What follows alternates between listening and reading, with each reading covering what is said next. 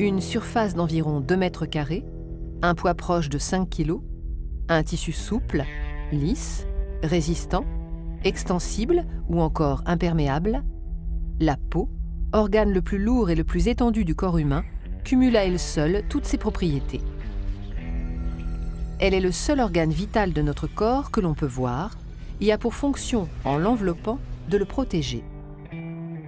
Composée de 3 couches de tissu, elle forme une barrière de protection de l'organisme contre les agressions du milieu extérieur.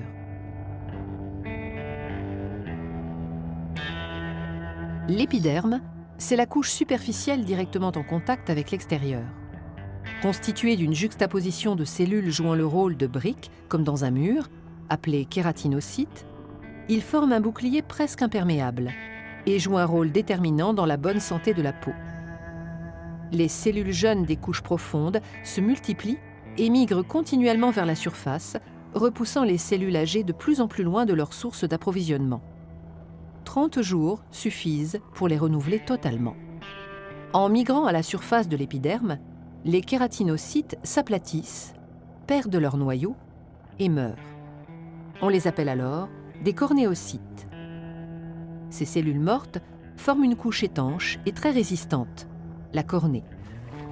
Arrivés à la surface de la peau, les cornéocytes se détachent un par un, c'est la desquamation.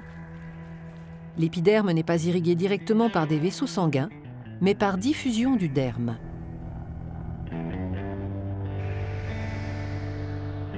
Le derme, c'est la couche épaisse de la peau. Il contient un réseau extrêmement abondant de vaisseaux sanguins dont aucun ne pénètre dans l'épiderme.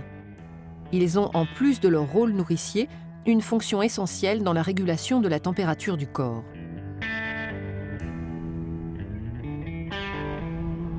On trouve également dans le derme du collagène et de l'élastine, qui confèrent à la peau son élasticité et sa résistance.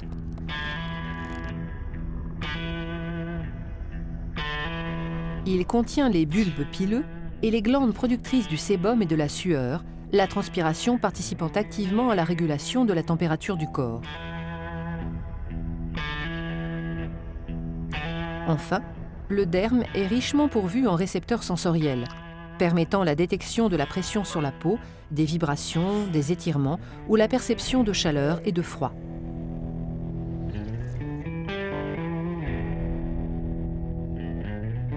L'hypoderme est la couche la plus profonde, dans laquelle se trouvent la plupart des cellules graisseuses, les adipocytes.